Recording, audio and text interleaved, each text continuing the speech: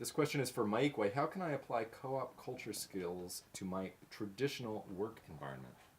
Oh, that's a great question. So my sense is that the skills are really applicable just about anywhere. You remember we talked about, for instance, about reflective listening and about needing to be able to accurately hear what people are saying in order to accurately care about them.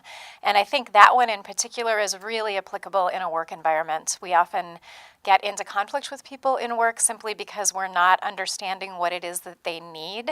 And so being able to practice, like get the book Nonviolent Communication or Conscious Communication, either one of those books, and they'll walk you through really clearly how to learn those skills of reflective listening. And, really nobody dislikes being heard. So I think you can really take that one into just about any environment, including your work environment. I think it also is especially important for people who are bosses. If you have anybody who works for you, like making sure you're really taking the time to understand what's going on with them and incorporate their input into your decisions. And that helps create a lot of buy-in on whatever teams that you're a part of, whether that's in work or in your family or anywhere else. I think each of one of you probably has areas in your life where you can begin exploring and say, oh, yeah, there is that. And, the answers we're giving you are our personal ones, but hopefully it gets you thinking about your own carbon consciousness. Sure. I'd like to add that this goes beyond what you can do yourself. It's just the way in which you interact with other people can get other people thinking too. The example I'll give, for example, I run a small grocery store here at Dancing Rabbit. Think of the bulk health food section in your local supermarket, and that's about the entirety of what I do. It's bulk dry goods for the most part. But what I started doing after a couple people asked me, where are these beans coming from? Well, I don't know. Well, they could be coming from the U.S., they could be coming from Canada, they could be coming from China or Indonesia.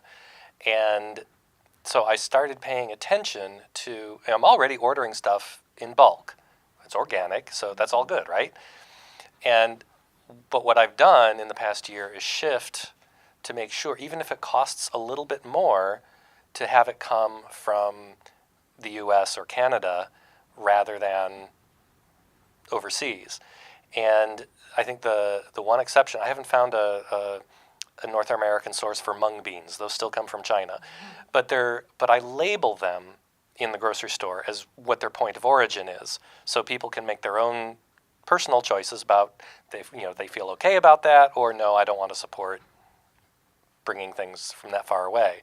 And ultimately, if people don't end up buying them, then I will no longer carry them, or I will try to find a different source.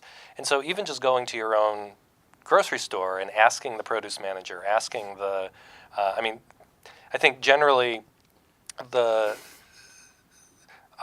getting better at, the market is getting better at labeling produce, where it's coming from. That's come up in people's awareness. But a lot of those other goods, not so much. And so just asking those questions or asking if they are willing to label them can have an impact beyond just what you choose. It lets you choose what you want to do, but it also provides that information for other people.